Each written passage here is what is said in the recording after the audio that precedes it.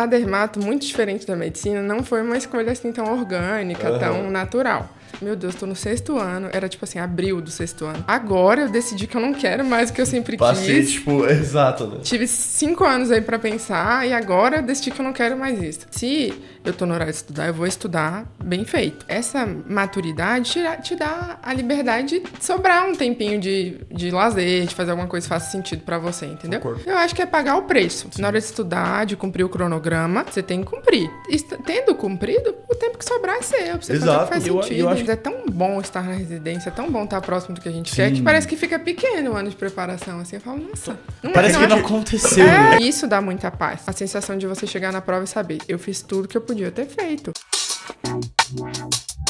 Fala pessoal, começando mais um Sétimo Talk aqui. Me chamo Vinícius, sou mentor aqui no 7º ano de residência. Sou residente de oftalmologia da Escola Paulista de Medicina. Prazer pessoal, sou Gustavo Naufal. Também sou mentor de estudos do 7º ano. Somos hosts do 7º Talk. E sou igual do Vini na escola. E hoje estamos com uma convidada muito especial de uma especialidade que muita gente quer. Eita, especialidade concorrência. Nossa senhora, Lu.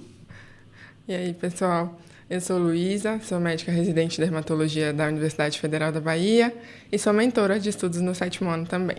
Show. Prazer estar aqui com vocês. Cara, não é exagero falar.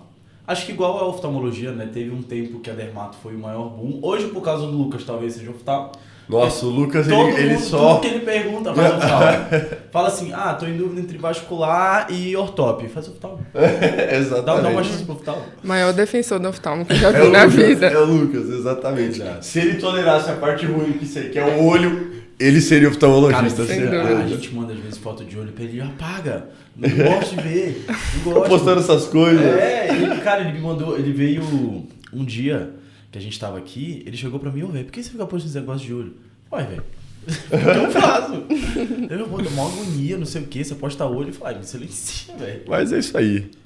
Lu, a gente geralmente gosta de fazer a história da pessoa para criar uma trajetória para as pessoas que nos assistem entenderem a cronologia das coisas e ver o passo a passo como é de fato na vida real. Né, muitos dos nossos ouvintes são pessoas que estão na faculdade ou estão buscando a residência, então a gente traz a história da pessoa até aqui para exemplificar para eles o trajeto real do que é realmente buscar uma excelência.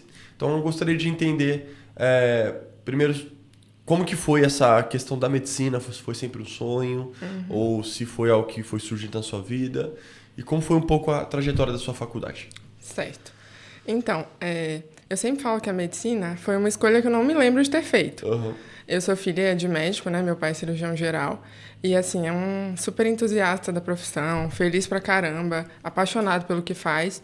Então, eu cresci nesse ambiente, assim, sempre acompanhei muito ele. Eu pequenininha, eu tinha scrubzinho de bichinho, ele me levava pro centro cirúrgico, uma coisa assim, uma influência muito grande. Então, eu cresci muito nesse meio. Eu não parei em nenhum momento e pensei, nossa, agora eu preciso decidir o que eu vou fazer para a vida e escolhi medicina. Sempre foi uma coisa muito fluida. Muito assim, natural, né? Muito natural. Fez parte da sua vida. Fez parte da minha trajetória, sabe? Enquanto pessoa mesmo. Aí, os meus pais, eles moram no interior da Bahia. Meu pai fazia residência em Salvador, minha mãe trabalhava no hospital, minha mãe é bioquímica farmacêutica. Aí se conheceram, casaram e foram morar no interior. Eu tinha 6 meses de idade. Aí fiquei lá nessa cidade, que chama Luiz Eduardo Magalhães, até os 13, 14 anos. Depois fui para Salvador, porque queria fazer medicina. E lá acabava, né, que tinham escolas que ofereciam uma preparação melhor. Então, fiz ensino médio em Salvador. E depois já entrei na faculdade em Salvador também. Foi morar sozinha pra lá? Fui morar, inicialmente, uma prima ficou comigo, uma prima mais velha, eu era muito novinha, certeza, né? 14, 15 anos. Aí uma prima foi maravilhosa comigo, me deu todo esse suporte inicial aí. E depois fiquei morando com uma funcionária, mas assim, 100% sozinha, nunca. Aí fiz faculdade lá também. Fiz a mesma faculdade que o Ian, inclusive, coincidências da vida. Mas vocês não eram na mesma sala? Não, o Ian, ele era 1 ano na minha frente, eu acho, porque eu fiz cursinho, eu não fui direto da faculdade. Entendi. Aí ele era 1 ano na minha frente. Entendi, 1 ano na sua frente. Isso. Gente fina. Isso. Demais. E aí, quando você adentrou realmente no mundo da medicina, como que a dermato brilhou os olhos para você? A dermato, muito diferente da medicina, não foi uma escolha assim tão orgânica, tão natural. Assim, numa boa parte do curso de medicina, eu quis fazer clínica médica. Assim, logo que eu entrei assim, no ciclo clínico, era o que mais me brilhava os olhos. Eu gostava assim, da complexidade, né? Daquilo de ver inúmeros sistemas, ver o paciente como um todo. Eu gostava muito disso. Aí, lá pelo 4º ano da faculdade, eu tive uma oportunidade, junto com uma professora endocrinologista, de acompanhá-la num grande serviço de Salvador, no Hospital Santo Antônio, lá, de acompanhar o serviço de clínica médica. Aí eu fiquei mais de um ano indo toda semana para as visitas, acompanhava ela no beira-leito e, assim, achava sensacional, não tinha a menor dúvida da minha escolha. Era algo, assim, que eu não ficava nem reacessando, sabe? Tipo, Bom. Deixa eu ver se é isso mesmo que eu quero. Não, era uma decisão, assim, tomada na minha cabeça. E não ficava muito revisitando, estava bem certa do que queria. Aí, lá pelo início do 6º ano, porque, assim, eu estudei para residência no 6º ano, né? Passei direto da faculdade. Aí, lá no começo do 6º ano, um dia meu pai me perguntou, você tem certeza que é isso mesmo? Eu tenho um primo também que é urologista, ele é até amigo dos meninos, do Lucas, do Danilo, do JP. Aí ele falou, cara, você tem certeza que é isso mesmo? A hora de repensar a decisão é essa, tá tudo bem recalcular a rota, repensar, faz parte mesmo. E eu ficava até um pouco incomodada, falava, mas gente, eu sei o que eu quero, é isso mesmo, fiquem tranquilos. Só que aí você vai perdendo um pouco daquela visão um pouco assim romântica da medicina, né? A gente tem que gostar do que faz, óbvio. Ninguém tolera fazer a vida inteira algo que não tenha o mínimo de identificação, né? De afinidade. Aí eu comecei a conversar. Aí eu sempre falava, né? Não, eu gosto de clínica e dentro da clínica médica, uma coisa que eu penso muito em fazer é oncologia. Porque eu acho que é uma especialidade, né, bem dinâmica. Você tem muito aquela sensação de ser médico, né? Você lida com coisas muito sérias, muito graves.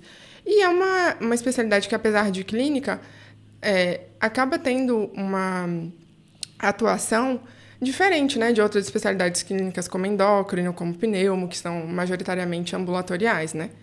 E eu gostava da onco, tive muito contato com paciente oncológico nesse estágio que eu fiz e pensava nisso.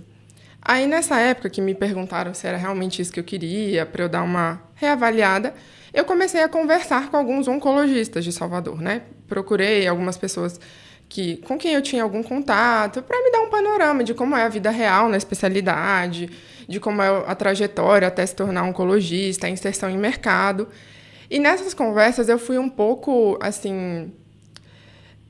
eu me deparei com algumas coisas que não condiziam muito com a vida que eu queria ter.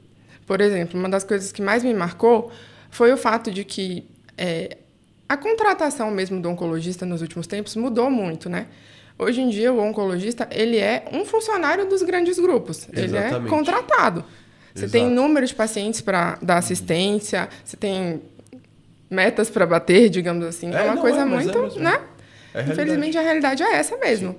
E, assim, aquilo começou a me pesar, porque eu penso muito, considero muito a hipótese de voltar para o interior, onde meus pais moram, porque é uma cidade excelente.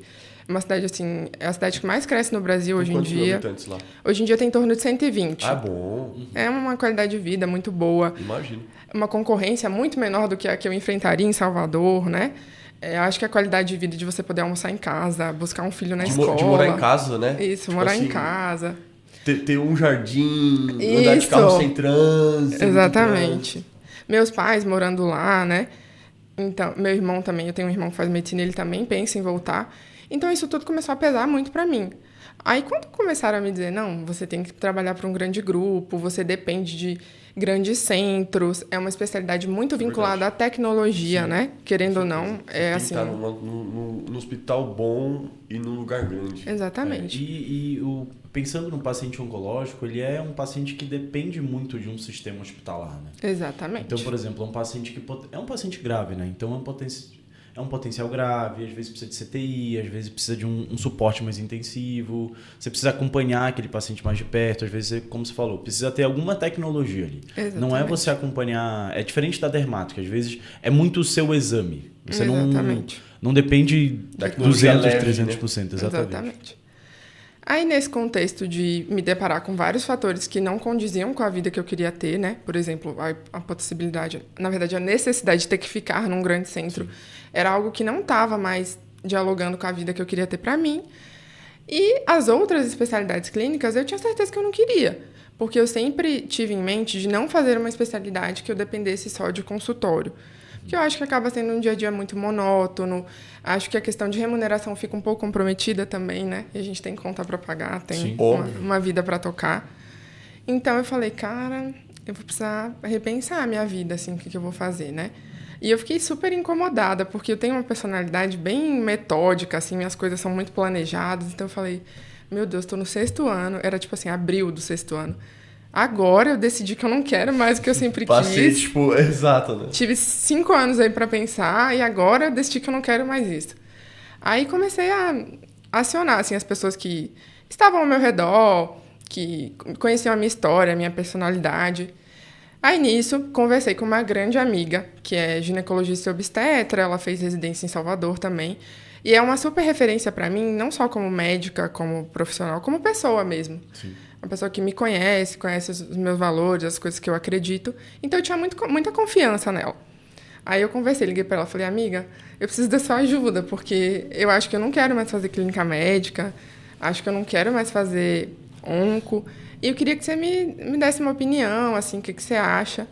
Aí ela, bem tranquila, assim, virou para mim e falou, amiga, por que você não faz dermato? Assim, na maior naturalidade. Aí eu lembro que eu virei assim, dermato? Por que dermato, sai de onco pra dermato. Tipo, é uma mudança importante, né? Aí ela falou, amiga, tem tudo a ver com você. Aí eu falei, tá, discorra sobre. Ela, nossa, é uma especialidade, primeiro, que é predominantemente clínica, que é o que você sempre gostou, né? Ainda que hoje em dia a gente vive um apelo estético importante, é uma especialidade clínica. É uma especialidade que vai te dar muita liberdade geográfica. Você consegue exercer sua dermatologia de excelência em Salvador ou em Luiz Eduardo Magalhães, que é uma cidade interior, né? É uma especialidade que extremamente dinâmica. Você passeia de um diagnóstico de um melanoma a uma aplicação de toxina botulínica no mesmo dia, né? A gente sabe disso.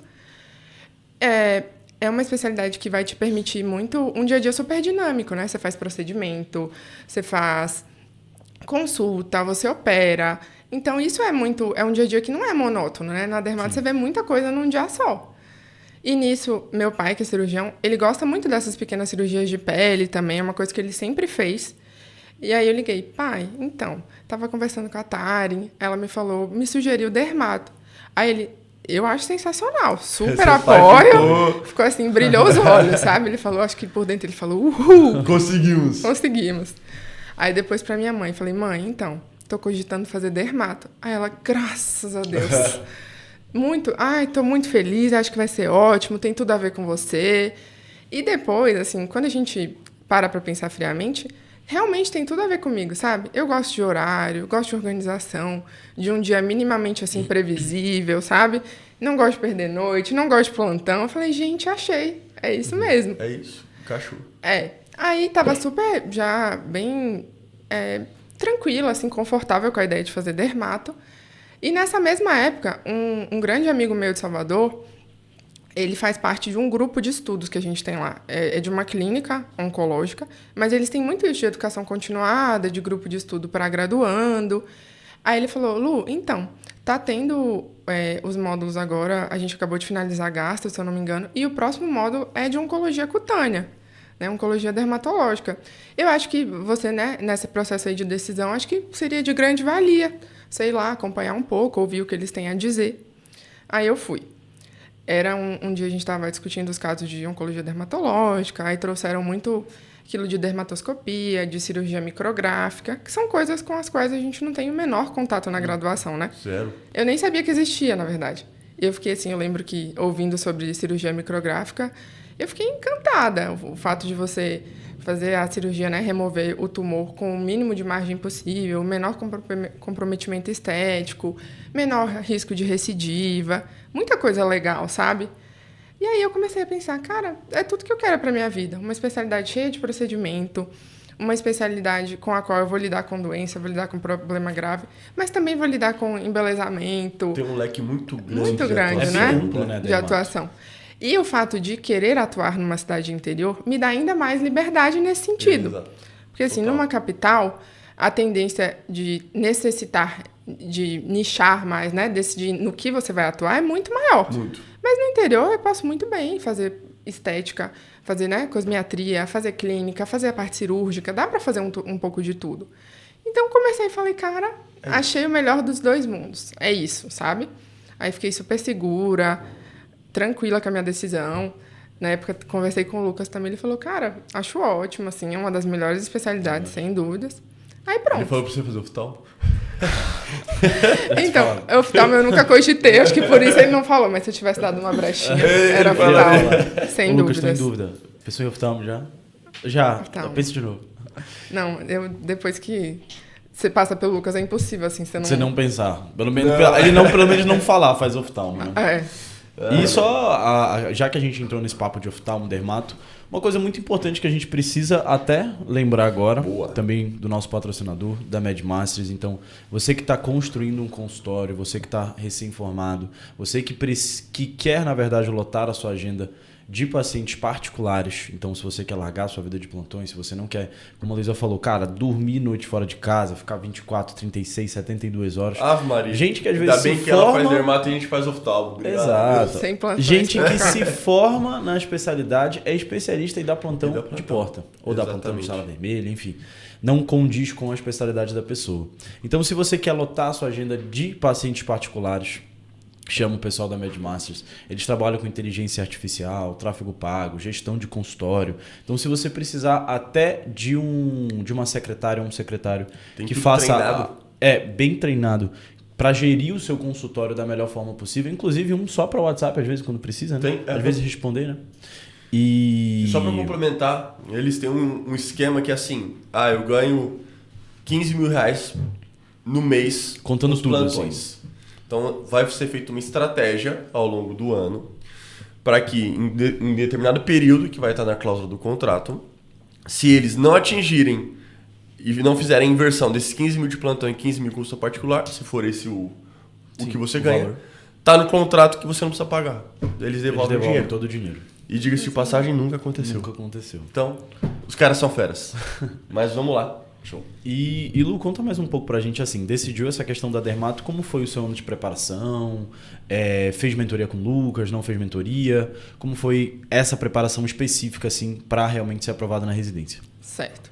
Então, antes mesmo de decidir pela dermato, né, eu queria sair da faculdade direto para residência. Eu não sei aqui como é em São Paulo, mas É em o Salvador... sonho de muita gente. Em Salvador, assim, não tem muito onde trabalhar, tá? As UPAs têm fila, assim, de 200 médicos na sua frente. O negócio lá tá punk. Agora, né? Imagina daqui 5 anos. Pois é. Então eu falava, eu não quero ir para um mangue desse, né?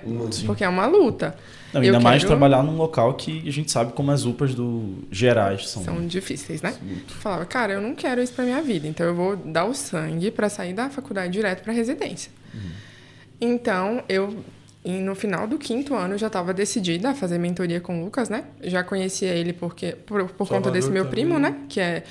Esse meu primo é contemporâneo do JP, tanto na Bahia, na faculdade, quanto aqui em São Paulo, na residência. E acaba que é amigo do Lucas, do Danilo, do pessoal todo. Aí eu falei, não, eu quero fazer mentoria com o Lucas, já conheci o 7º ano desde o comecinho. Aí, 6 de janeiro, eu estava estudando. Fiz reunião com o Lucas, traçamos todo o nosso planejamento. Até então era clínica, mas eu acho que para quem faz uma boa preparação... Indifere, né? Indifere, né? Aí comecei a estudar muito cedo, em janeiro, e tive a dificuldade de conciliar com o internato, né? Porque realmente é um desafio. Eu fiz uma live para os meus alunos contando um pouco sobre esse processo, né? Essa dificuldade de conciliar o internato com o estudo. Foi, assim, de fato, bem difícil. O meu internato tinha uma carga horária, assim, relativamente puxadinha. Então, assim, em alguns rodízios mais puxados, Socorro. eu acordava de madrugada para estudar. Sério? Fiz muito isso. Se eu tinha plantão das 7 às 19, eu não tinha condições de chegar em casa às 19 para estudar. Para mim era, assim, impossível. Chegava muito cansada. Então, eu preferia ir dormir cedo e acordava, assim, 4h30, estudava 1h30, 2 horas, antes de ir pro plantão. Isso que é força de vontade. Você tem que querer muito, sabe? Muito, é o que eu falo, tem que querer. Eu sempre falo também. Tem que isso, querer assim, muito. pensando... Obviamente, a gente nunca pode estudar pensando na especialidade. É sempre o máximo que você consegue. Exatamente. Então, até pra você ter a cabeça pensando que, querendo ou não, clínica médica é algo mais acessível e você, cara, acordando 4 da manhã pra estudar. Isso. Então, Exatamente. é isso que a gente sempre passa pros alunos, cara. É a melhor preparação. Independente, não existe preparação pra neurocirurgia, pra clínica, pra oftalmo, pra dermato, não. É a melhor e a maior preparação que você consegue fazer. Perfeito. Sempre. E, às vezes o aluno fala, mas eu quero ortop, é tranquilo de entrar. Certo, realmente tem especialidade muito pior, mas se você estuda mais, você dá o seu melhor, a chance de você entrar numa escola melhor é maior. Cara, né? acho que eu não tenho um aluno que quer ortop, você acredita? Eu tenho acho que alguns. 2. Eu tenho uns Eu não tenho 3, eu acho. nenhum. Eu tenho. 2. Aí foi isso. Aí eu acordava de madrugada para estudar, extremamente assim metódica. Eu era intransigente assim no sentido educacional Rígida, da na verdade, coisa, né? com os meus estudos. Assim. É isso. Meu namorado sabia. Domingo de manhã era o meu dia de fazer prova. Ótimo. Dava 7 horas, eu acordava ele. Vai pro quarto de hóspede, na hora de eu fazer minha prova. Aí fazia minha prova. Meus pais já sabiam também. Mas assim, apesar de um ano intenso, assim, de muito estudo, no plantão também eu sempre tentava, tinha um horarinho vago, pegava meu iPad, fazia minhas questões. Foi um ano muito, assim, tranquilo pra mim, eu ficava muito em paz. Eu acho que a mentoria te dá muito isso. Eu sempre pensava, em alguns momentos assim de mais ansiedade, mais nervosismo, eu pensava, cara, tem uma pessoa muito mais experiente que eu me orientando, uma pessoa que entende de prova, que entende de preparação. Ele traçou todo o meu ano de estudos. Sim. Eu tô fazendo tudo que ele me orienta. Tô dando o meu melhor. Assim, qual é a chance de não dar certo? Eu acho que é muito pequena, né? Sim. E isso me dava uma paz, assim, absurda. Eu, mesmo nesse ano difícil, puxado, sábado à noite eu tomava meu vinhozinho com os meus sogros, na maioria das semanas, ia pra minha academia, fazia as coisas que eu gostava, sabe? Então, muito intenso em estudos, mas eu não deixei de ter as minhas válvulas de escape, sabe? E é uma coisa que eu sempre falo pros alunos também, né? O Lucas me disse uma coisa que eu nunca esqueci, que não é uma corrida de 100 metros, é uma maratona, né? O ano de preparo. Então, você precisa estar bem, cara, nessa caminhada, sabe? Não adianta você dar tudo de si ali nos primeiros 6 meses, chegar agosto, setembro, você já está acabado. Você tem que encontrar ferramentas para se manter estável nessa caminhada. Sim. E eu acho que eu fui muito feliz nisso, sabe? Bom, consegui, assim. Muito difícil isso. Muito difícil. A gente pode ver, para mim foi o oposto, meu ano foi caos. E vejo para meus alunos também, não tem anos, o ano... com essa maturidade de lidar dessa forma, não. Eu sinto que hoje o processo está ficando cada vez mais patológico. É uma caminhada em que o adoecimento assim, é bem fácil de atingi-lo, né? De ser atingido. Então, eu sempre falo isso. Eu tenho uma personalidade que, assim, eu sou muito organizada nas coisas. Se eu estou no horário de estudar, eu vou estudar bem feito. E essa maturidade te dá a liberdade de sobrar um tempinho de lazer, de fazer alguma coisa que faça sentido para você, entendeu? Concordo. Então, eu acho que é pagar o preço. Sim. Na hora de estudar, de cumprir o cronograma, você tem que cumprir. Tendo cumprido, o tempo que sobrar é seu, pra você fazer o que faz sentido. Eu acho que assim, cara, o processo, ele já é bem patológico, né? Ele já é bastante ansiogênico. Então, você não tem uma válvula de escape. Às vezes você não tem ali algo que você gosta de fazer, por exemplo, uma academia, um esporte, como você falou, tomar vinho, alguma coisa do tipo. Cara, você vai dar uma enlouquecida em algum momento. Tanto que tem alunos, cara... não, várias. Várias. Tem alguns alunos que, tipo assim, cara, o aluno tá indo muito, muito, muito bem, aí do nada começa a cair rendimento. E aí toda reunião você vê, tô cansado, não sei o quê, muita coisa. Cara, você pega esse aluno, você dá tipo uma semana de férias, 1 semana e meia de férias, cara, ele volta outra pessoa. Eu tenho um relato de uma aluna minha, que eu lembro quando ela começou a reunião comigo, o tom da voz dela já tinha me chamado a atenção. Voz muito trêmula, já com voz baixa. Falei, velho, essa menina não tá bem. Tipo assim, ela tá muito sobrecarregada. Aí eu falei assim, velho, eu quero que você tire 1 semana de férias agora. Ela, não quero estudar. Eu falei, não tem opção não. Você vai tirar 1 semana de férias. Não tava rendendo bem. Ela tava tirando, tipo assim, uma menina super boa, super inteligente, estudiosa. Fez uma excelente faculdade. Ela tava tirando, assim, 65% das provas. Eu falei, velho, sua nota não é essa. Tira 1 semana, pelo amor de santo Deus. Exclui o... Ela, só vou estudar hoje. Então eu falei, tá bom, hoje você estuda. Terça, quarta, o resto, velho, sem estudo. Quero que você exclua o aplicativo de tudo que você tiver. Primeira prova de 7 dias depois, 80%. Ela falou assim, obrigado. como eu tava pessoa precisando não percebe, né? de, tipo assim, de fazer outra coisa. Isso. E essa é a importância de ter alguém que passou pelo processo. Exatamente. Pra identificar isso e falar assim, velho, agora você precisa parar um pouco. Por mais que a gente não queira. Né? Isso. Precisa de uma pausa. Né? É E que a a gente mentoria fala, cara, tá aí pra isso. O processo é tão patológico que você fica tão vidrado em estudar, Total, que é o que a gente fala, você parar um tempo pra se inscrever na prova é um estresse. Pra mim era Porque você vai ter que parar, vai ter que entrar no site, vai ter que não sei o quê, vai ter que pegar 5 meses sem documento. pagar conta de água e de luz porque eu não ia buscar. Juro por Deus. Sem Não luz tô e sem zoando. água. Hã? Ué, não cortaram a luz? Cara, graças a Deus não cortaram. Meu pai falou assim, você tá doido, moleque? Vai lá pagar as contas, velho. Porque eu não queria descer, né, pra pegar. Eu entendo. Isso que o Vini falou de ficar incomodado até com o tempo que gastava para fazer a inscrição. Eu lembro que na prova da Unicamp, né? Eu fiz a prova assim, saí arrasada, assim, achava que não tinha a menor chance de ir para a segunda fase. Nossa, que prova foi aquela? Sinistra, né? Absurdo. Só que, pra minha surpresa, eu rolando lista lá tranquilo, tinha ido para a segunda fase. Aí o meu desespero era o seguinte, eu falava, meu Deus, eu vou ter que perder um tempão montando meu currículo e eu tinha que estar estudando para as próximas provas. Era a minha angústia, assim, eu não queria parar de estudar. E a gente entra num ritmo tão bom que vira um negócio meio mecânico. Total, você não pensa. É, quando eu olho pra trás, eu falo, velho, eu passei, sei lá, 90% dos meus domingos do ano de 2024 fazendo prova. Isso é muito Se difícil. você for contabilizar o quanto de horas você estudou só no domingo no seu ano, É absurdo, né? assim, você bate mais do que 99,9% da população brasileira. Só de domingo. Só de domingo. E eu falo muito isso para os alunos. Quando você está assim, imerso no processo, sua percepção de esforço diminui um pouco. Vai virando uma coisa meio fluida. Com certeza. Quando você entra no ritmo, sabe? Cara, Concordo. teve Você não pensa pra fazer, Não você pensa. executa. Fica um pouco automático, assim, meio quase mecânico mesmo. Teve um momento muito emblemático, cara, que eu percebi que eu tava meio que me passando, que geralmente eu estudava sempre no meu quarto, mas quando eu não aguentava mais, eu trocava de ambiente. Aí eu ia, tipo, pra sala. Aí eu lembro que, cara, já era, tipo, 1h, eu falei, não, tem que estudar, tem que continuar estudando. Aí eu saí do meu quarto, fui pra sala, eu acho que eu estudei, tipo, coisa de 40 minutos. Cara, eu, tipo, dormi na mesa, a minha mãe acordou, assim, pra tomar água, ela falou, cara, o que tu tá fazendo aí? Por que tu tá dormindo sentado na mesa da sala? Eu falei, eu tava estudando. Hábitos noturnos. Aí eu acordei e falei, mano, vai pro teu quarto, fica calma também, sabe? Vou estudar, mãe, vou estudar. Aí, tipo assim, e eu acho que eu tava meio grog de sono, eu acho que eu ainda falei, não, preciso estudar. Ela falou, cara, vai dormir, são tipo 3 da manhã. Mas é muito o que você falou. Eu sempre passo para meus alunos, como um pouco você disse, eu também tenho um pouco essa característica de ser metódico, né? Então eu tenho um ritual para tudo que eu faço. Né? Então assim, pô, eu tenho meu ritual, tipo, eu fiz 1 ano de cursinho, então me formei. Então eu dava 2 plantões, o resto era tempo livre de estudo. Então eu tomava um excelente café da manhã, que é a minha refeição favorita. E eu sempre ia no espelho. E aí tinha uma frase que me guiava muito, que era assuma o risco. Então eu vou fazer o meu melhor, vou dar o meu melhor. E às vezes não vai ser suficiente. Mas assuma o risco de pelo menos tentar. Né? Aí eu botava uma música do Rapa, Monstro Invisível. Ficava no espelho assim, ó. Vamos, cara. Vamos. Terminava, ia pra cadeira, nem pensava.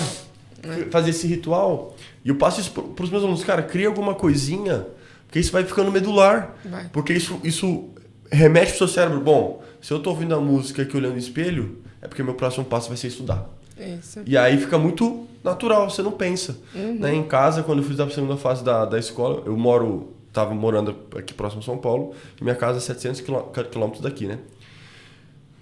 Meus familiares, meus pais, minha irmã, cara, vem ficar um pouco com a gente. Eu falei, cara, infelizmente não é o momento.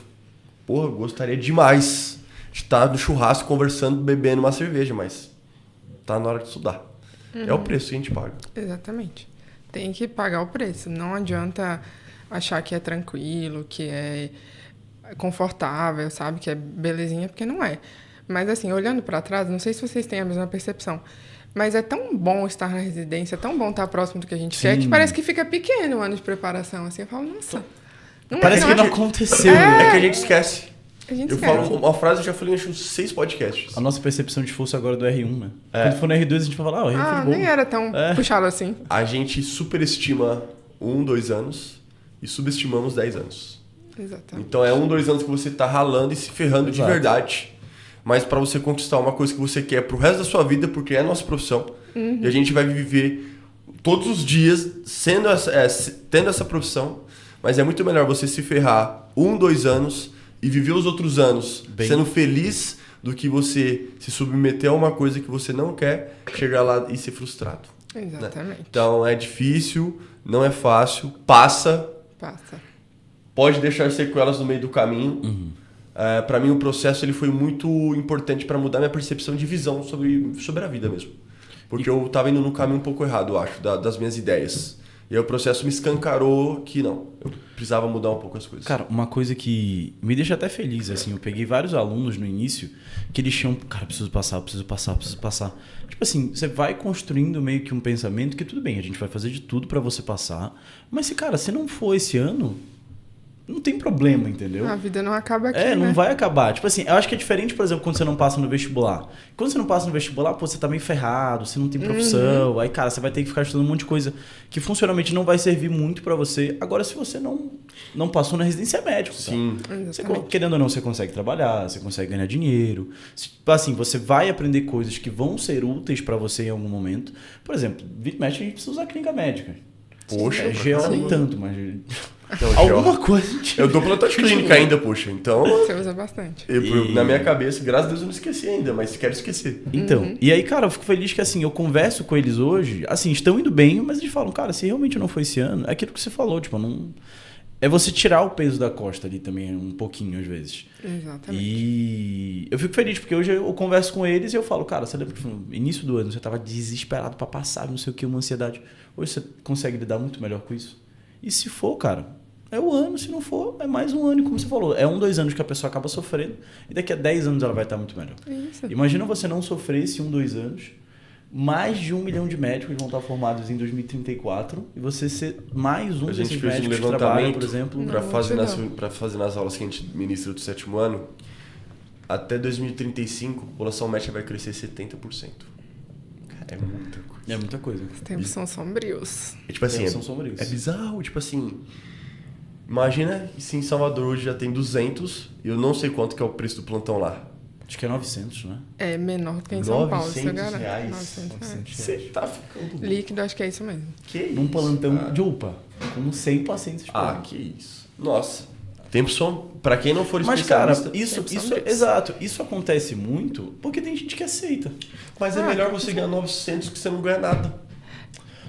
Cara, estuda e passa numa residência. Cara, mas pra quem precisa de dinheiro... Não, eu sei. As realidades são muito díspares. Às vezes, tipo assim, não especificamente... Tudo bem, plantão e UPA eu nem falo tanto. Mas agora tem médico especialista que aceita consulta de R$20, cara.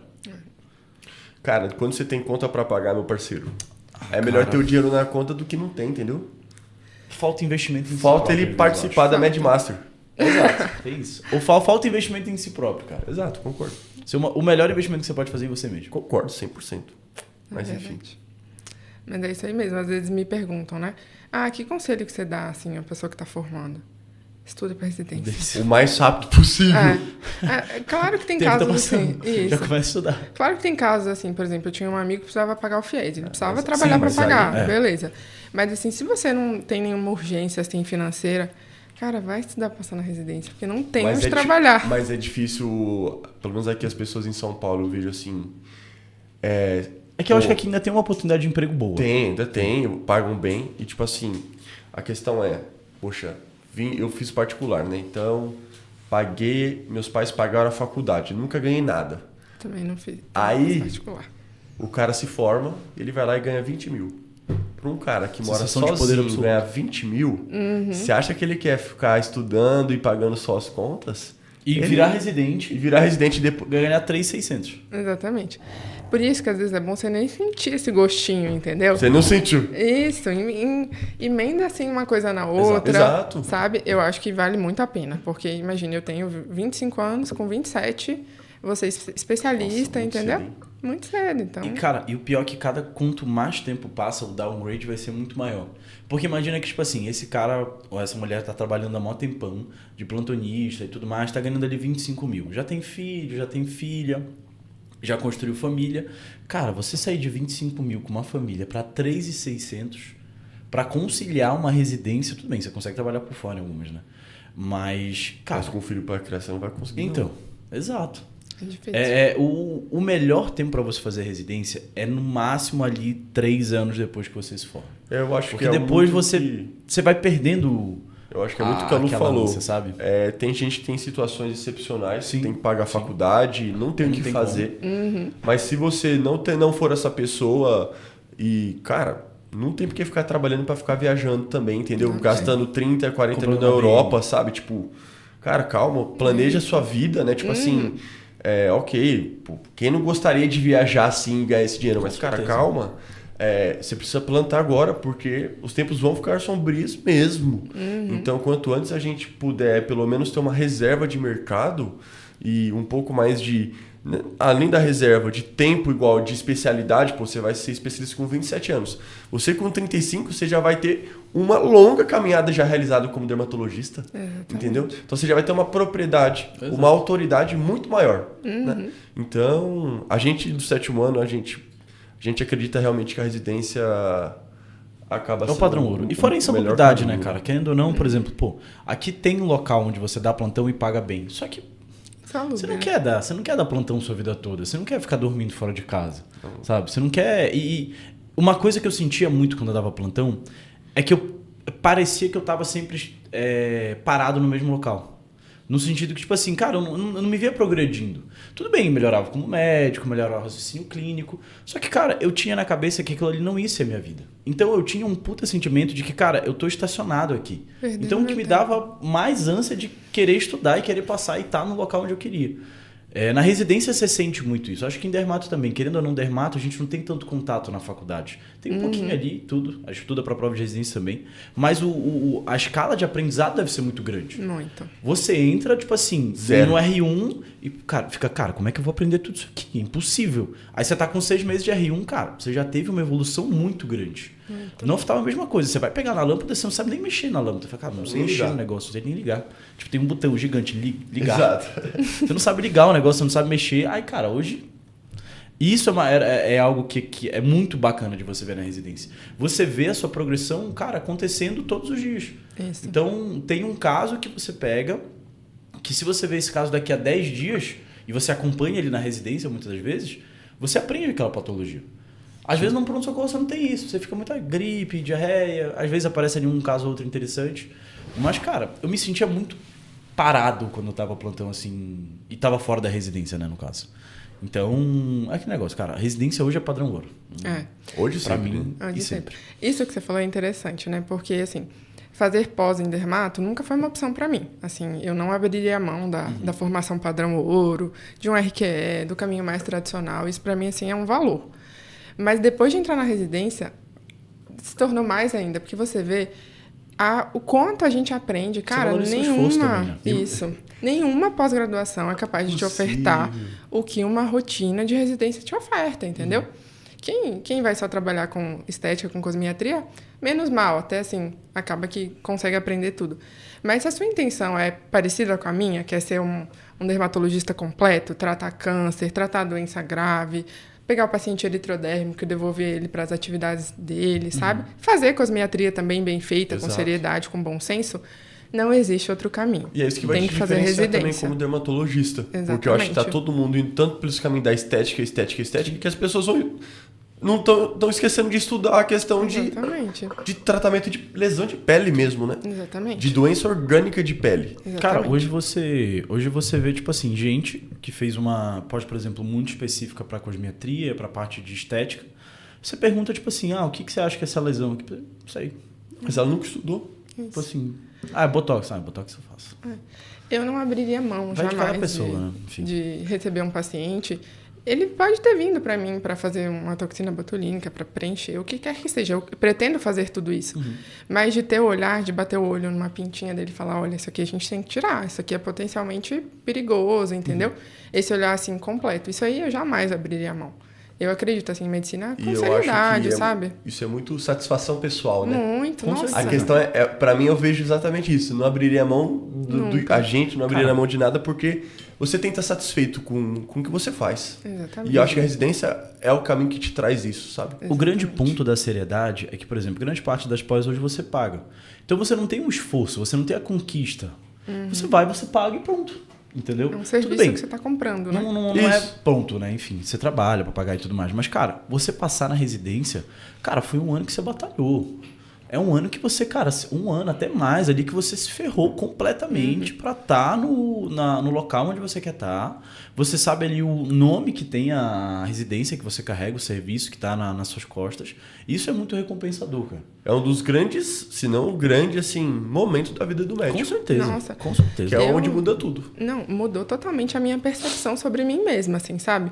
O respeito com que eu olho pra mim mesma, Sim. porque Exatamente. ter passado na residência, assim, eu acho que é uma prova da minha competência, da minha capacidade de decidir o que eu quero e realizar, sabe? Sim. Eu acho que você se posiciona muito mais como autor da sua própria história. Tipo, eu quero, eu vou e eu faço, sabe? E pra mim foi muito, assim, surpreendente, porque quando eu decidi que faria dermato mesmo, eu automaticamente foquei mais em São Paulo por uma questão de vagas. Na Bahia, a gente tem 4 vagas de dermatologia para ampla concorrência no estado inteiro. Caramba. Então, assim, é muito difícil. Aí eu falei, cara, eu não posso focar aqui porque a chance de passar é muito pequena. Em São Paulo, a maioria das escolas tem no mínimo 10 vagas, né? Sim. A Paulista tem 10, a USP tem mais de 10, se eu não me engano. Então, assim, se eu somasse as vagas de São Paulo, era, tipo assim, 10 vezes, 15 Sim. vezes o que eu tenho na Bahia. Então, óbvio, os esforços foram todos voltados para cá. E eu tive, assim, a grata surpresa de passar na Bahia, que eu não esperava de jeito nenhum. Eu fui fazer a prova, minha mãe, boa sorte, sucesso, vai dar tudo certo. Eu, mãe, Não vai. por favor, expectativas baixas, a probabilidade... É uma questão matemática mesmo, Sim, a probabilidade é muito baixa. Mas eu acho que isso me deu muito mais tranquilidade para fazer a prova também, né? Tirou um peso, né? Cara, Tirou a gente um tava peso. falando isso com o Ian ainda agora. Exato, a gente falou sobre isso. Cara, eu não vou passar, mas eu vou fazer a melhor prova que eu puder fazer. E eu realmente não achava que eu ia passar. Aí fiz a prova lá, aí depois recebi a notícia que tinha passado. Passei aqui também no Sul São Paulo, né? Aí veio a decisão, né? Que a minha vida já estava toda desenhada para vir para São Paulo. Assim, era uma coisa bem resolvida na minha cabeça. Você soube que passou primeiro no SUS ou no... Eu soube primeiro da Bahia. Ah, entendi. Depois soube de São Paulo. Aí eu fiquei, cara... E Agora agora? lascou, né? Você tem as duas opções. Exatamente. Acho que escolher é o melhor privilégio que existe, né? É uma boa dúvida de ter. É, uma exato. boa dúvida. Ótima dúvida. É muito legal, uma sensação muito boa. Aí eu sempre... Meus pais já sabiam que eu vinha para São Paulo, minha família, todo mundo. Só que aí eu me vi diante de uma dúvida, porque em Salvador eu tenho uma certa estrutura, né? A gente tem a nossa casa, meu irmão que faz medicina mora em Salvador também. Eu tenho meus sogros que estão super próximos a mim, são pais para mim. Meu namorado não mora mais lá, mas acaba que eu tenho esse sentimento de família, né? Aí eu comecei a pensar em vir para São Paulo 100% sozinha, frio, assim. Eu adoro São Paulo, mas solidão, assim... É uma solidão, né? Com certeza. Mas assim, eu venho para São Paulo para passear no Oscar Freire, Sim. sabe? Não é a realidade de residente, de dia a dia, de vida. Aí eu comecei a repensar, eu falei, nossa, e agora? O que eu faço? Porque, assim, a escola onde eu passei na Bahia, né, que é da UFBA, é super tradicional, é muito completa, muito bem... Professores maravilhosos, super bem formados. Estruturado. Isso. Então, assim, eu acredito, sigo acreditando que a minha formação não ia deixar a desejar em nada em relação aqui a São Paulo. Aí acabei decidindo por ficar mesmo. Tô feliz, Isso pra mim de família tem muito valor, sabe? Ainda mais que eu saí de casa muito Uma nova. qualidade de vida... Isso. Aí, tô bem feliz com a decisão. Tá não bem me satisfeita arrependi. pessoalmente. Mas Bom. eu acho que se eu não tivesse passado em São Paulo, eu ia ficar com aquela pulguinha atrás da orelha, assim, tipo... Será que eu tento de novo? E agora? Não era o que eu queria, não era meu plano A, digamos assim, mas... Isso... Eu pensava isso durante o processo da residência. Falei, cara, isso porque eu sempre foquei muito nas grandes escolas daqui e eu não estava disposto a abrir mão de certas coisas. Aí meus pais falaram, pô, abre o leque, tipo, presta mais algumas. Eu falei, não, o Lucas também. Eu falei, não, vou prestar. Mas eu fiquei, pô, cara, e se eu passar no negócio e eu não quero? Eu sempre tive isso na cabeça, cara. E graças a Deus me presenteou com... Eu não... Recompensou meu esforço. Eu nunca prestei nenhuma prova lá no Pará, porque eu tinha muito essa dúvida, tipo assim, pô, cara, as notas, querendo ou não, lá são mais baixas, assim, até porque a concorrência é menor. Então, cara, aqui pra São Paulo vem gente de todo o Brasil fazer prova. Então, você pega hoje a concorrência de oftalmo na escola, tá 50 por vaga, pra ampla concorrência. Então, cara, isso é muita gente pra vaga. Então, quando você pega os outros concursos, né, que não tem tanta gente inscrita, a chance de você falar, como você falou, é matemático, é maior. Tem sempre aquelas pessoas que vão para a prova e não sabem nada, então já tira grande parte das pessoas. A concorrência mesmo fica bem pequena. E eu sempre pensava isso, que, cara, se eu passar, tipo assim, eu ia ter uma puta pressão familiar, eu acho. Tipo assim, pô, você já passou, faz logo aqui, não sei o quê e tudo mais, você vai ficar em casa, tá com a sua família. Eu ficava naquela, cara, eu não quero ir pra São Paulo. Muita gente chegava pra minha mãe e falava, porque o Vinícius não presta prova pra cá, não sei o quê, tem um serviço muito bom e tal. E a minha mãe, tipo assim, ela sempre falava, cara, ele quer São Paulo. Por isso. Ele não vai prestar pra cá, entendeu? E aí pode, às vezes até parece um pouco de, tipo assim, soberba de falar, não, porque aqui não é bom, só São Paulo presta. Não é isso. Mas é que às vezes você tem essa dúvida mesmo, sabe? A sua trajetória muda quando você tem um resultado na mão. Total. Quando você não tem nada, é muito fácil você falar, não, que não quero fazer aqui. Agora, pô, você tá com a sua vaga, é mais um ano estudando, não é fácil estudar um ano. Então, tendo ali uma vaga de residência na mão, você fica pensativo sobre. O ônibus passa devagar. Passa. E eu acho que isso de mudar de cidade para fazer residência não se resume à residência em si. Existem muitos outros aprendizados, né? Relacionados a morar fora, morar sozinho. Novo círculo de pessoas. Isso. São Paulo, por si só, né? É uma experiência de vida, assim, morar aqui. Então, eu acho que não dá para resumir a residência. Existem outros ganhos relacionados a fazer fora, sem dúvida nenhuma. Com certeza. Perfeito. Eu ia perguntar uma coisa. Teve algum momento do seu ano de estudo que te marcou? Tipo, algum momento difícil, algum momento bom? Algo que você, tipo, vamos aproveitar que a gente está em época de prova e nós somos mentores, vamos tentar discorrer um pouco pra gente tentar também ajudar a galera. Então, por exemplo, pra mim, tipo, nossa, agosto foi o meu mês trevas. Não passava nem a peste, sofrido. Teve dia que eu chorei tomando café da manhã, falando assim, velho, tô lascado, né? Mas aí você vai lá, persiste e a gente trabalha aqui para passar isso pro aluno, né?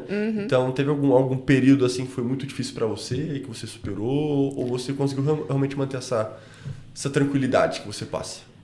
O ano foi, assim, relativamente tranquilo. Se eu dissesse o contrário, acho que estaria Isso, mas injusto. É pra ser mesmo. Foi tranquilo. Mas, assim, eu tinha alguns momentos de duvidar, como todo mundo duvida, né? Sim. Às vezes eu ficava mais ansiosa, chorava, achava que ia dar tudo errado. Eu lembro que teve uma época do ano que eu ficava ali entre 70 e 75, 68, 70, 73, e não saía dessa faixa. E aquilo ia me dando um nervoso, uma agonia, assim. Parece que você não progride, que não tá saindo do lugar, né? E eu falava, cara, pra dermato eu não vou passar em lugar nenhum com uma nota dessa, né? E o Lucas falava, como que você vai tirar 80, 85% em alguma prova se você não viu 80, 85% do conteúdo? Perfeito. Não, é uma expectativa que é irreal. Ótimo. E é algo que eu sempre converso com os alunos. Alinhe expectativa com realidade, entendeu? Não dá pra essa altura do ano, agosto, setembro. Você tá tirando 80, 85. Isso Exato. É totalmente fora da margem, fora do esperado, né? Aí eu lembro que eu ia, assim, incomodada ainda. Mais tranquila depois da fala dele, mas ainda incomodada. Aí fui passando, fui naquele trabalho de formiguinha, diário, né? Aquele negócio do superpoder de fazer um pouco todos os dias. Legal. E foi saindo do lugar, assim, eu tipo, cara, realmente tem que pensar a longo prazo, tem que confiar no processo, né? É uma caminhada, não tem jeito. Chega uma época do ano que é insistir, parece que você tá vivendo, assim, num looping eterno, né? E eu acho que essa foi uma época ali, agosto, setembro, que me marcou bastante. Que foi quando eu percebi as coisas mudando um pouco, eu realmente chegando mais perto do objetivo, né, da progressão. E isso de olhar para trás e ver que o crescimento é fruto do seu esforço, isso é muito gratificante, né? Com certeza. Isso dá uma tranquilidade. Eu lembro que nas provas eu pensava assim, nas provas reais, né, efetivas, pensava, olha, eu não tenho como garantir que vai dar certo, mas eu tenho como garantir que o que eu fiz esse ano foi algo muito próximo do meu melhor. Eu não tinha como ter feito muito mais do que eu fiz. E isso dá muita paz. A sensação de você chegar na prova e saber, eu fiz tudo que eu podia ter feito. Se não der pra mim... Não tá nas suas mãos agora o resultado. Exatamente, sim. Entendeu? Entregar, delegar mesmo. Se não der certo nesse momento, talvez não fosse a hora, né? A vida Perfeito. tem tantos caminhos. Perfeito. E assim, às vezes o aluno fala, eu acho que eu não vou passar, ano que vem vai ter de novo. Certo, eu falo certo. Essa é uma possibilidade, de fato. Mas se você der o melhor nesse ano, a sua necessidade de estudo, Do próximo ano vai ser vai menor. ser muito menor, entendeu? Exatamente. Não existe esforço em vão. Sim. Você não tá jogando fora, Nada em vão. entendeu? Exato. Então eu sempre falo isso. Sempre Eu dá uso o seu melhor. do mesmo argumento. Falo, cara, assim, existe a chance pra gente de não dar certo. Eu tenho uma amiga minha que foi pra segunda fase, da USP Ribeirão, da Unicamp, da USP São Paulo, da Unifesp. E tá estudando de novo. Exatamente. É porque não era pra ser o Não era momento. pra ser. Ela vai, eu acredito muito que ela vai olhar pra trás quando ela passar, e ela vai passar esse ano, tenho plena certeza. Espero muito que ela passe, tô na torcida. Mas ela precisa passar por isso por algum motivo, entendeu? Isso. Alguma coisa ela precisa enxergar na vida. Eu falei isso pra ela. Não é, acho que a questão ela vai maior que o estudo quando isso acontece. Total. É algo seu, da sua vida, do seu ser, entendeu? Que você só vai conseguir perceber depois que você passar e analisar retrospectivamente o porquê que você teve que ficar esse ano a mais. Exatamente. Então, a gente pode fazer o nosso máximo e eu acho sempre um padrão nas pessoas que passam. É exatamente essa sensação de chegar tranquilo, porque assim, você fez o máximo. Sim. E, tipo, eu sou muito sincero com os meus alunos. Eu falo, cara, se for pra você ir lá, você deu o seu máximo, não deu? Se for pra você ir na prova e você não passar por uma questão, e uma questão besta, boba, não era pra você estar lá. Senão você teria acertado a questão. Exatamente. Então, o que me, por exemplo, puxando o assunto, na segunda fase da escola, eu fui com a mentalidade assim, cara, se eu não passar por um item do checklist, eu sei que não era pra eu passar. Não vou ficar remoendo. Porque é o meu destino, era o que tem que ser assim. E aí você vai para outro lugar e você acaba se encontrando. Vou te dar um exemplo, né? Eu falei que minha irmã fez dermato e uma das meninas não passou, né? E ela, achou que era um fim do mundo, né? Foi para outro lugar, casou, tá super feliz, entendeu por que tinha que acontecer isso. Não era o lugar dela. Exatamente. Entendeu? Cara, até o jeito que eu passei na escola foi um negócio que foi, tipo, cara, era o meu ano, entendeu? Era, cara, eu já tava em outro serviço, tipo assim, eu falei, não vou passar na escola. Foi feito uma dança de cadeiras, assim. Total. Que, cara, mas é uma história bem doida. Tinha a próxima pessoa que ia ser chamada em Ribeirão, era a namorada de um cara que ia passar na EPM, só que ele queria ir pro HC. Aí ele me perguntou, tipo, você vai sair, você vai passar na EPM, não sei o quê, vai ficar aí no HC mesmo? Eu tava no HC de Ribeirão, né? E aí eu falei, cara, eu acho que eu não vou passar na escola e tal. E aí, enfim, se eu não saísse de Ribeirão, ele ia passar, só ele não, né? Ele ia passar no HC e pronto. A namorada dele ia ter que estudar mais um ano. E aí, se eu saísse de Ribeirão, ela entrava. Só que eu falei, cara, acho que já rodou todas as vagas e tudo mais, não vai chegar em mim. A próxima pessoa, ele falou que vai assumir e tal. Aí eu já tava, cara... Já tava vendo apartamento, já tava fazendo... Isso, eu nem conheci ele pessoalmente. Eu falo assim, irmão, você tem que passar aqui, pelo amor de Deus. Você tem que passar aqui, e eu falei, a gente vai estar junto em São Paulo. Não vai dar. Aí, e eu, tipo assim, já em Ribeirão, falei, cara, tá tudo bem, tô aqui já, queria estar na escola, mas enfim. E aí eu lembro que eu tava fazendo o R0, né, essa semana inicial, e eu tava no centro cirúrgico acompanhando uma cirurgia de pterígio. E aí tinha um R igual meu lá na época que falou assim, Vini, você não vai passar na escola? Não vou, tipo assim, não vai rodar a lista, não sei o quê. Aí ele comentou, cara, porque eu esqueci o nome do Guilherme, ele foi chamado obrigatório. Ele não vai poder assumir. Aí eu, como assim, não sei o quê. Aí não quis parecer, né? Falei, deixa eu ir pra lá, não sei o quê e tal. Aí quando a gente saiu do centro cirúrgico, falou, me conta isso aí direito, como é que é isso aí? Aí ele falou, não, eu conversei com ele tem uns 2 dias, não sei o quê, ele foi chamado obrigatório, ele vai trancar a vaga. E só faltava um pra rodar pra mim. E aí eu, cara, comecei... cara, já tava com minha vida toda organizada pra cá, já tinha avisado meus pais, já tava vindo o AP, tinha marcado pra ver um AP, tipo assim, nesse dia à tarde. Aí eu mandei mensagem pra esse cara, aí ele falou, não, eu realmente fui chamado e tudo mais, mas eu tô vendo se eu consigo trancar, se eu consigo algum documento. E assim, eu fiz um ano de marinha, né? E pelo que ele me falou, o nome dele tava no diário oficial. Eu falei, cara, não tem como se trocar. Se eu não sair do diário... Acabou. Ninguém vai trocar isso. Entendeu? Porque é um documento público, querendo ou não. Aí, mas, enfim, não quis acreditar em nenhum segundo. Aí, no outro dia, esse outro residente que queria que eu saísse do HC pra namorada dele entrar. Tipo assim, a gente meio que ficou muito próximo, assim, esses tempos, né? E aí ele me mandou, cara, comemora, o cara tá careca aqui, vai trancar, a próxima vaga é sua, você sai, a minha namorada entra. Então, foi uma dança de cadeiras absurdas. Aí eu lembro que eu saí nesse dia eu ia ver um AP com meu pai, ele falou, filho, onde é que fica o AP, não sei o quê. Eu falei, pai, vamos pra São Paulo. Vou passar lá. Ele falou, não, como assim, não sei o quê. Aí eu mostrei as mensagens pra ele, aí, cara, uma puta comemoração na hora.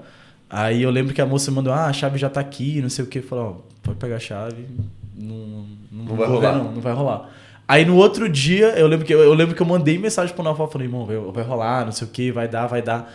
Aí eu dormi, passou a matrícula deles e tudo mais, e cara, esse tempo não passava, porque a matrícula deles foi na sexta e a próxima lista só ia sair na segunda. Eu falei, cara, não passa. Aí eu acho que saiu tipo num domingo, assim, inclusive. Não lembro.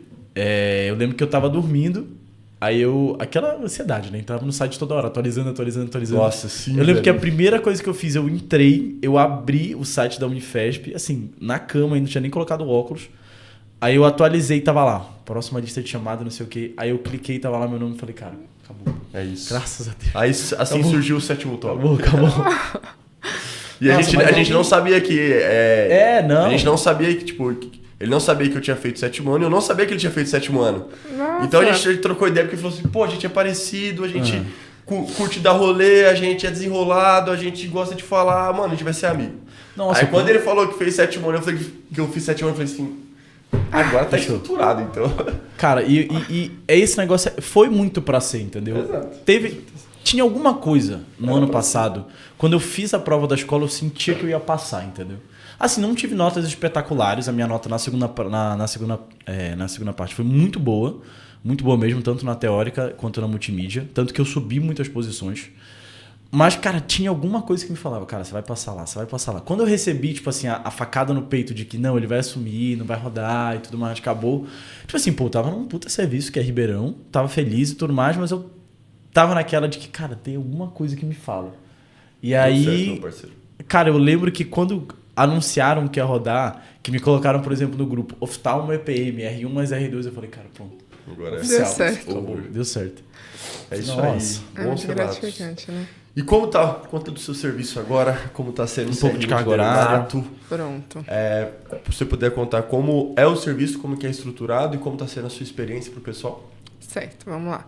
O R1 na UFPA, né, no UPS, que é o nome do hospital, são 6 meses de dermatologia, que é predominantemente ambulatorial, e 5 meses de dermato, ou de clínica médica, né? 1 mês de férias.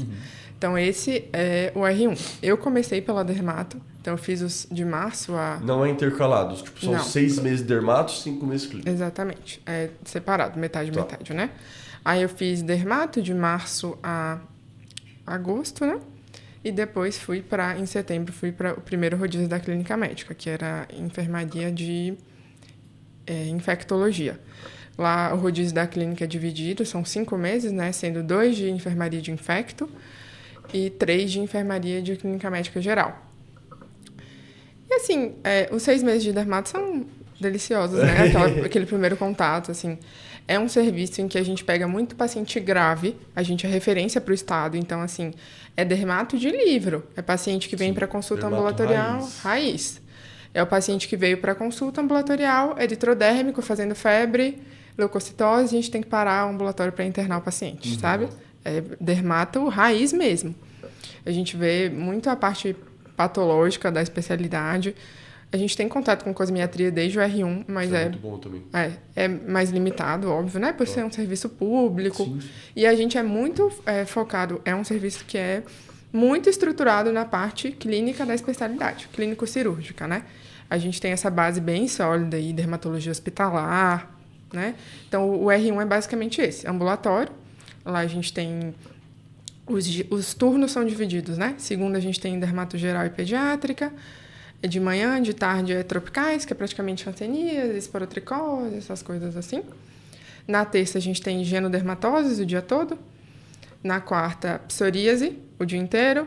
Quinta, tumores. E sexta, dermatoped. E à tarde a gente tem acne, melasma e hidradenite. Então, assim, é basicamente turno por uma área da dermato, né? Aí a gente é um ambulatório bem organizado, a gente tem agenda, tem turno de procedimento também. A gente, desde o R1, faz biópsia, faz punch. Agora, a parte mais de fundo, cirurgias um pouco maiores, ficam pro R2. A gente tem também um turno de curativo, pós-cirúrgico. É bem legal. É uma residência bem completa, sem dúvidas. Aí o R2. O R2, a gente assume a sala. Você passa a ser... Chefinho. Tem a agenda daquela sala, você é o médico da sala. Você é o responsável por tocar a sala, discutir com o chefe. Porque no Sempre R1... tem chefe, né? Sempre tem chefe, 100%. Esse eu acho que é um dos grandes pontos do meu serviço, é que a gente é bem... A chefia é bem presente, a preceptoria é atuante Que ótimo. bastante. Em todos os turnos a gente tem, no mínimo, 2 preceptores. Caramba. É bem legal nesse aspecto. Aí, no R1, a gente fica ajudando nas salas. Pega uma ficha de um, uma ficha de outro. Já no R2, não. No R2, você é responsável pela agenda daquela sala. Então, fica uma coisa um pouco mais, assim... Uma cobrança um pouco maior. Um pouco maior, sem dúvida. Com certeza, o R2 lá é pior que o R1. Mas continua tendo turno de procedimento, tem turno de patologia, que a gente vai para ler lâmina, para ver essa parte mais da dermatopato mesmo.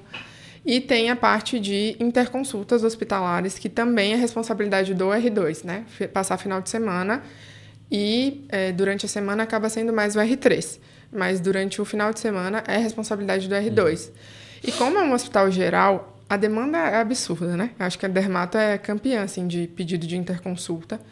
A gente recebe muita coisa, É um hospital enorme, então essa parte de dermato hospitalar também é bem forte. Já o R3 muda bastante, assim, a rotina. Tem mais turnos cirúrgicos, mais focados, assim, em cirurgias maiores. Na parte... A gente tem turno de mapeamento corporal, tem turno de dermatopato também, tem rodízio externo... Tem a parte de cosmiatria um pouco mais forte, mas lá a parte de estética, cosmiatria, é mais focada para o R3. É o ano em que o residente tem mais contato. E também é bem completo, a gente consegue ter acesso a todas as técnicas, chefes bastante experientes também na área. Então, assim, estou super feliz, super satisfeita. Completo, é bem completo. E assim, para mim, o pilar essencial de uma residência muito bem estruturada é a preceptoria ativa. Com certeza. Não, a nossa Você aprende preceptoria com o é chefe. ativa. Aprende. É. Obviamente os R+, ensinam também. Ensinam muito. Mas casos complexos, chefes. Não, eles ensinam até mais que os chefes, normalmente, os R+, né? No dia a dia, né? Só que agora, cara, por exemplo, você está em dúvida num caso, é muito bom você estar num ambulatório que você sabe que qualquer caso que você tenha dúvida, tem 1, 2 chefes lá para você Sim, discutir. exato. E você tem certeza que eles sabem o que eles vão fazer. Então, cara, tem serviço... Até por em exemplo, prol que- do paciente, né? É, exato. Tem serviço que às vezes, cara, não tem uma preceptoria tão ativa. Então você discute caso com o R+. Obviamente, cara, o R+, vai ter mais conhecimento, vai saber mais, mas, cara, ele, por exemplo, às vezes é 1 ano acima de você. Isso. Talvez seja um caso que você... Até pro chefe vai dar dúvida. Sim. Então... E serviço de isso muda referências, muito. assim como chega lá, chegar Total. aqui, né? Não tem... Isso é Lá nossa não vai chegar rotina. uma máquina de boa, né? Mas Não. Vai chegar... Exato. Isso é a nossa rotina, né? De chegar casos assim super difíceis de gerar dúvida nos próprios chefes, de juntar 3, 4 preceptores para discutir o caso, para decidir o que fazer, sabe? A gente tem paciente muito, muito graves, tem linfomas cutâneos super graves, doenças bolhosas. A gente tem uma gama assim de... Eu acho que a gente sai com uma formação clínica muito forte, sabe? Com certeza. E outra parte de cosmiatria você pode aprender depois, tipo, É. com cursos, Isso, complementar, por fora, na né? verdade, né? Complementar a sua formação. Exatamente. Né? Quando eu entrei, eu pensava justamente isso. Eu falo, eu sei que eu estou entrando num serviço que o foco não é cosmiatria, definitivamente. Mas eu acho que a partir do momento que eu for uma boa dermatoclínica, cirúrgica, o restante, eu pensava assim, E vou te falar- aprendo tranquilo. Descobri que não é tão tranquilo assim. Cosmiatria é bem difícil, bem complexo. Principalmente quem faz bem feito, quem faz com seriedade, sem ética. querer isso, com ética. É bem complexo, bem difícil. Tem muita coisa a ser aprendido. Mas eu acho que a base é o mais importante, né? certeza. O restante é tudo aprendível, como você mesmo falou. Cursos Exato. por fora, faz uma pós depois. Mas depois que eu já for dermatologista. entendeu? Exato, Eu gosto exatamente. dessa E querendo ou não, realidade. a questão de você ser dermatologista também vai trazer paciente para essa parte estética, Com certeza. né?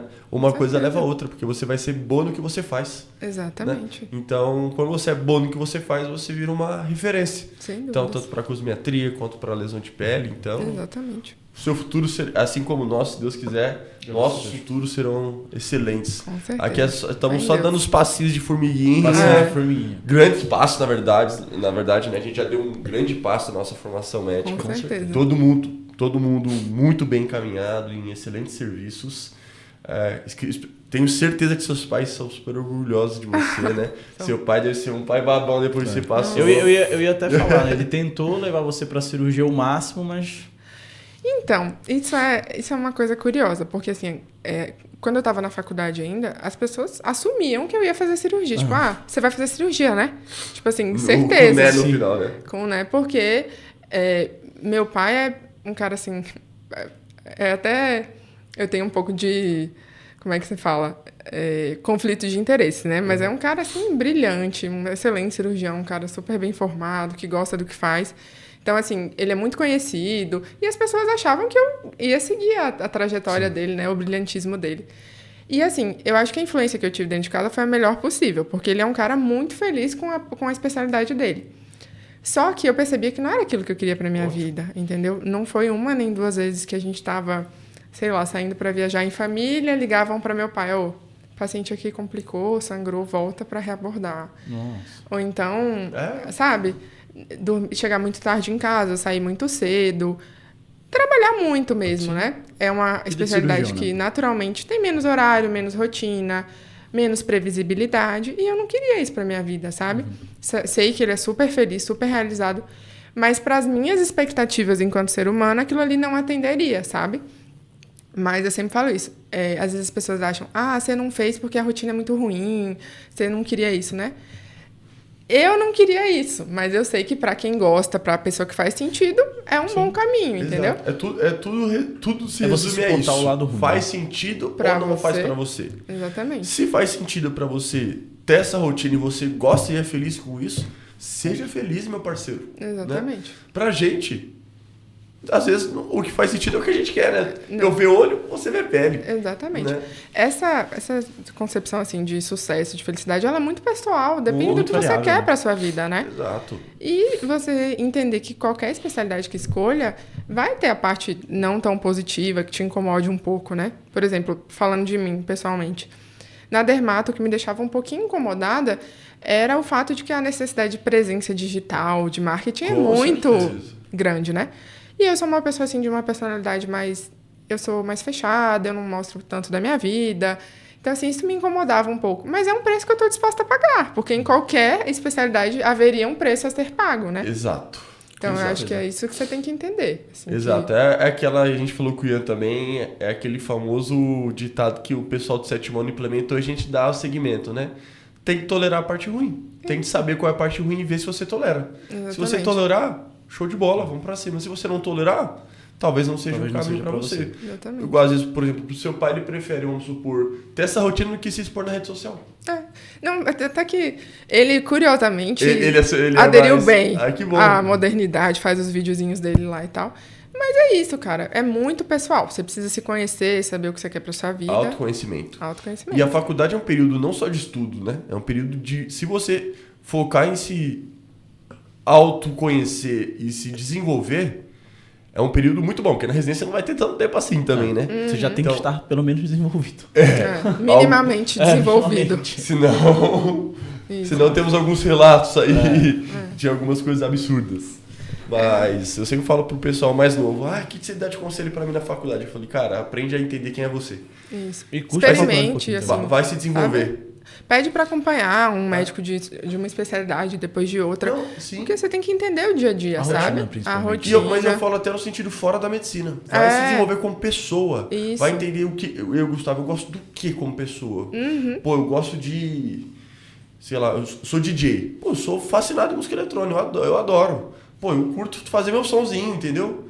Isso. Aí você vai se desenvolvendo. Pô, eu era um cara super tímido. Hoje eu sou um cara que sai falando com todo mundo. Né? Então, vai usar esse tempo também, não só em prol do estudo. Vai usar para se desenvolver, entendeu? Porque Exatamente. os benefícios que você vai ter lá na frente por conta disso são inúmeros. Assim, o Gustavo, tímido pro Gustavo de agora, tem um abismo gigantesco que eu só conquistei as coisas que eu conquistei porque eu fui me expondo, eu fui batalhando e dói se conhecer, Dói. né? Dói. Mas é preciso. Não, e querendo ou não, cara, quando... Acho que cai muito naquilo que você falou de, por exemplo, você sair da sua cidade natal. Por exemplo, Quando eu saí, tipo assim, eu tive uma vida sempre muito tranquila em Belém. Sempre tive meus amigos, minha família. Então, eu sempre tive numa situação muito confortável. Agora, quando eu vim aqui para São Paulo, era algo que eu precisava me expor. Eu precisava conhecer gente, eu precisava falar, eu precisava ser realmente um médico residente. Então, cara, você tem uma evolução muito grande. Total. Desde a da época da faculdade, até por isso que eu acho que, cara, vale muito a pena você fazer a residência fora da sua cidade, no caso. O que você tem de desenvolvimento pessoal é muito grande. Pô, cara, você cuidar de uma casa, sabe, o seu espaço ali. Você criar aquele sentimento com a sua casa e tudo mais. Porque, querendo ou não, quando você tá na casa dos seus pais, você tem um puta sentimento de casa, mas você fica, cara, uma hora eu vou ter que sair. Uma hora eu vou ter que me expor. E fazer isso durante a faculdade, então, indo, se expondo e se conhecendo, é muito mais fácil na hora que você precisa encarar uma dessa de trocar de cidade. Tem gente que às vezes não consegue. Não consegue, às vezes, sair, por exemplo, da cidade, de sair das asas dos pais, porque tem medo de se expor, tem realmente um pouco mais de receio. E aí tem riscos, né? De morar sozinho também. Assumo o risco, né? Assumo o risco. Exatamente, assumo o risco. Tudo tem bônus e ônus, né? Você tem que estar disposto. Isso que você falou sobre se expor fora da medicina, pensar em outros aspectos. Eu lembro que eu conversei isso com um amigo meu, né? Ele decidiu fazer anestese, faz até aqui em São Paulo também. E eu falando pra ele, cara, eu não conseguiria ter uma especialidade em que eu não tenha contato assim com o meu paciente de receber um presente de agradecimento, de falar. Eu gosto de gente, sabe, desse contato. E já pra ele não faz a menor questão. Tá ali tranquilo com o paciente dele anestesiado, sabe? Lá quietinho. Dormindo. Exatamente. Então você precisa se conhecer para além da medicina. O que você tem de demanda, assim, enquanto ser humano mesmo, sabe? O que te preenche, o que faz sentido pra você. Exato, porque isso é muito importante pra satisfação pro resto da vida. Exatamente. Você vai fazer isso pro resto da vida. Você tem que gostar. É bizarro, né? Até pensando, por exemplo, no tipo de paciente que você atende. Por exemplo, paciente oftalmológico é o que você falou. Não é um paciente que a gente vai ficar uma hora conversando. Não é alguém que vai sentar na nossa cadeira e a gente vai discorrer sobre a vida da pessoa. A gente consegue, na grande maioria das vezes, dar o diagnóstico olhando o olho do paciente. Não precisa tanto assim de uma história. Tem gente que não gosta disso. Por exemplo, o Ian, que sentou aqui, cara, adora discorrer, conversar com o paciente, anamnese físico e anamnese.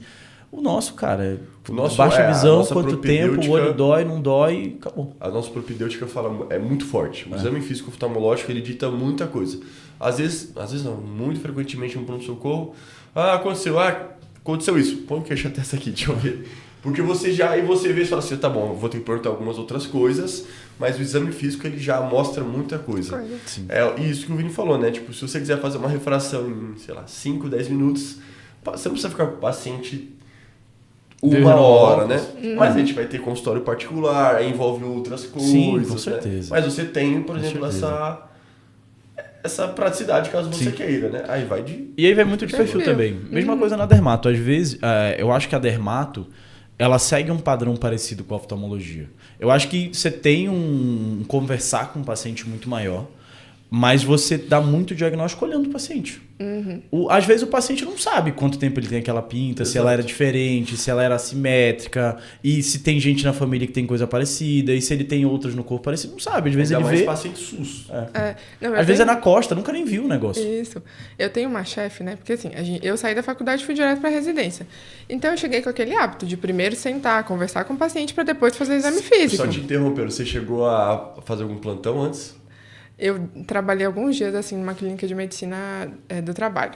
Mas não, plantão, tipo, não pegou porta, né? Não. Agradeço. Pulei essa fogueira. Que privilégio. A Lula tava no 201 da fila. Que privilégio. Da UPA. Tinha os 200 ainda na frente. Pulei a fogueira. Mas, assim, o que eu tava falando? Esqueci. Da chefe que você sentava. Aí eu chegava, colhia a história primeiro para depois ver o paciente, né? Fazer exame físico. Aí minha chefe, não, dermato é o contrário. Você olha a primeira lesão, depois você colhe a história. Porque às vezes o paciente vai te contar uma super história e você bate o olho e fala, isso é um cisto epidérmico. Ele chega achando que é câncer, que é uma coisa...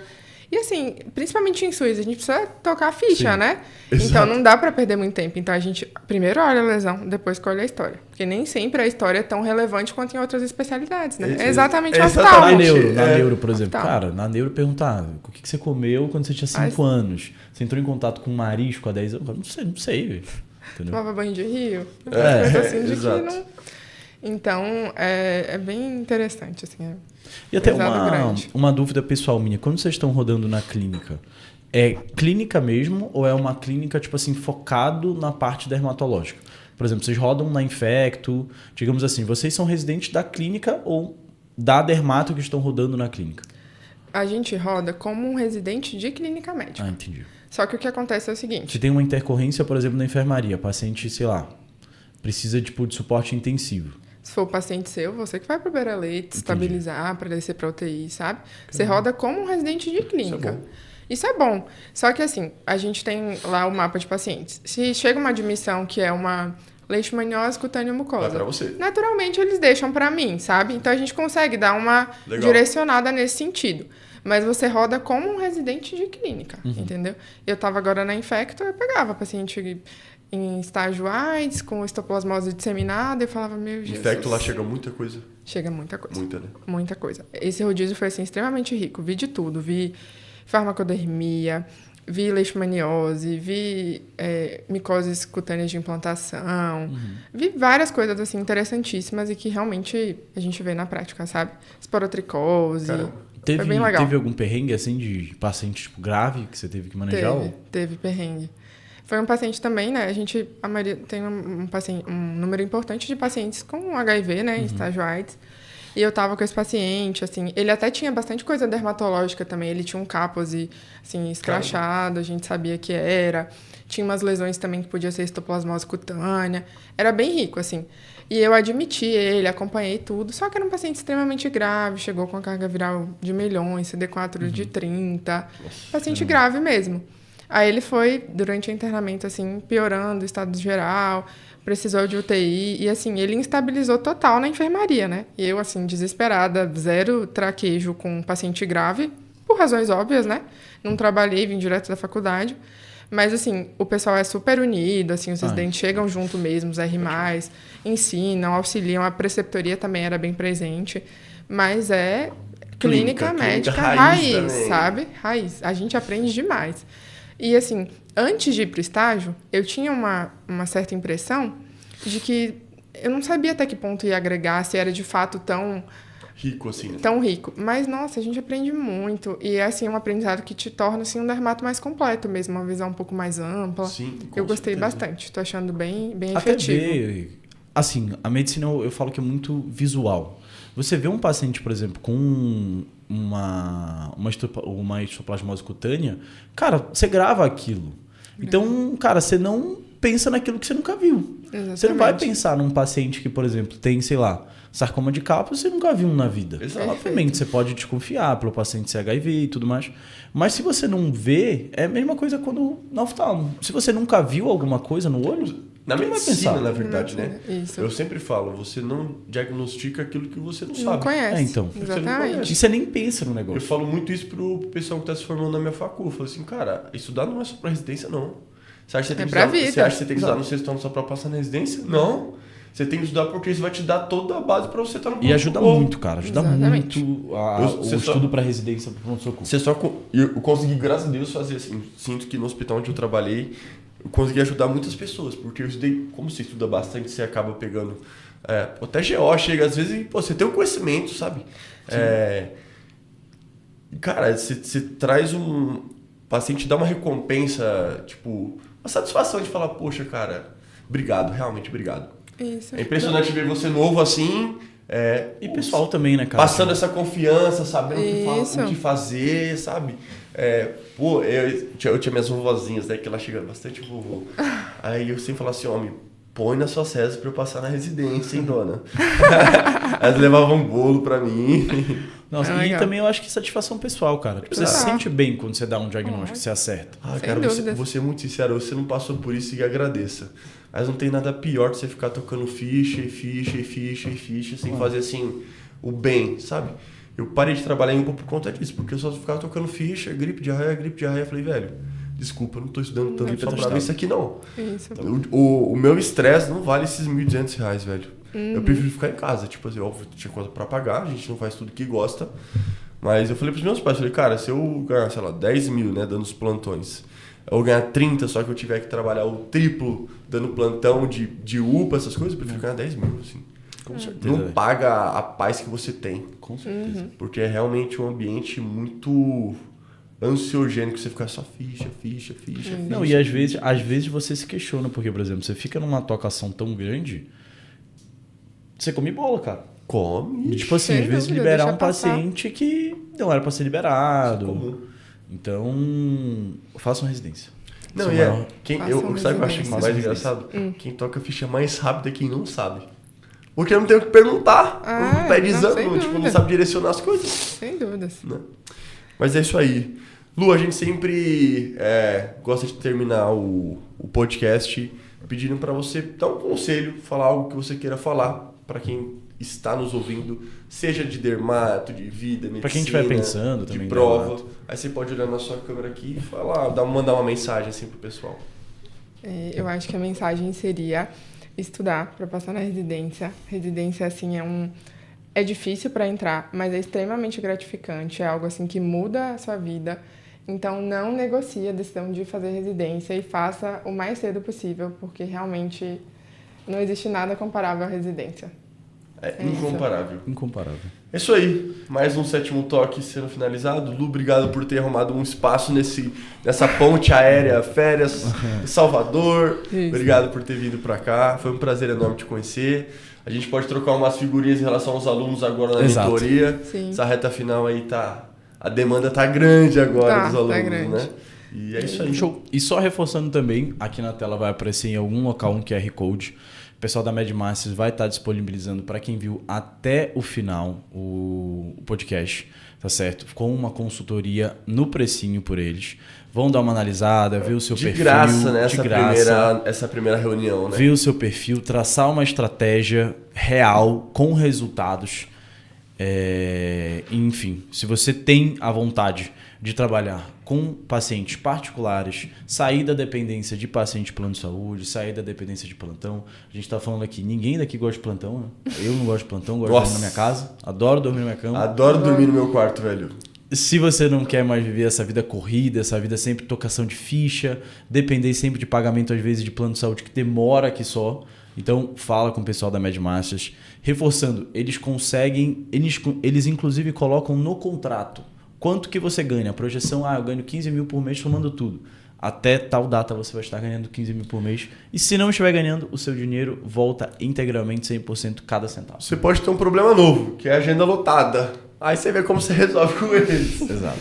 É isso aí, gente. Mais um sétimo toque. Tchau, Valeu, tchau. pessoal. Obrigada, gente. Valeu, Lu.